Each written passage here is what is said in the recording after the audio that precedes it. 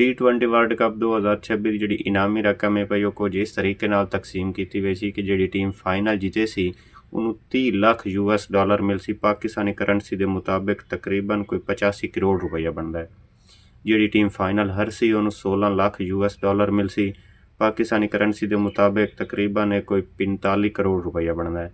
ਜਿਹੜੀਆਂ ਟੀਮਾਂ ਸੈਮੀਫਾਈਨਲ ਹਾਰ ਹੋਈ ਸਨ ਉਹਨਾਂ ਨੂੰ 9,60,000 US ਮਿਲ ਸੀ। ਪਾਕਿਸਤਾਨੀ ਕਰੰਸੀ ਦੇ ਮੁਤਾਬਿਕ ਤਕਰੀਬਨ ਕੋਈ 27 ਕਰੋੜ ਰੁਪਈਆ ਬਣਦਾ ਹੈ। ਅਤੇ ਜਿਹੜੀਆਂ ਟੀਮਾਂ ਸੁਪਰ 12 ਵਾਸਤੇ ਕੁਆਲੀਫਾਈ ਕਰੇ ਸਨ 4 ਟੀਮਾਂ ਤਾਂ ਪਹੁੰਚ ਗਏ ਸਨ ਸੈਮੀਫਾਈਨਲ। ਜਿਹੜੀਆਂ ਬਾਕੀ ਟੀਮਾਂ 8 ਬਚ ਸਨ ਉਹਨਾਂ ਨੂੰ 4,50,000 US ਮਿਲ ਸੀ। ਪਾਕਿਸਤਾਨੀ ਕਰੰਸੀ ਦੇ ਮੁਤਾਬਿਕ ਇਹ ਕੋਈ 12 ਕਰੋੜ ਰੁਪਈਆ ਬਣਦਾ ਹੈ। ਜਿਹੜੀਆਂ ਟੀਮਾਂ ਬਾਕੀ 8 ਬਚ ਗਏ ਸਨ ਇੱਕ ਤਾਂ ਸੁਪਰ 12 ਵਾਸਤੇ ਕੁਆਲੀਫਾਈ ਕਰ ਗਏ ਸਨ, ਜਿਹੜੀਆਂ ਬਾਕੀ 8 ਬਚ ਗਏ ਸਨ ਉਹਨਾਂ ਨੂੰ 3 ਲੱਖ US ਮਿਲ ਸੀ। ਪਾਕਿਸਤਾਨੀ ਕਰੰਸੀ ਦੇ ਮੁਤਾਬਿਕ ਤਕਰੀਬਨ ਕੋਈ 8 ਕਰੋੜ ਰੁਪਈਆ ਬਣਦਾ ਹੈ। ਇਸ ਤੋਂ ਇਲਾਵਾ ਜਿਹੜਾ man of the match the award ਹੈ ਵੀ ਜਾਂ ਕੋਈ ਹੋਰ ਇਨਾਮਾਤ ਤਕਸੀਮ ਕੀਤੇ ਹੋਏ ਸਨ ਇਹ ਇਸ ਰਕਮ ਤੋਂ ਇਲਾਵਾ ਹਨ ਪਏ।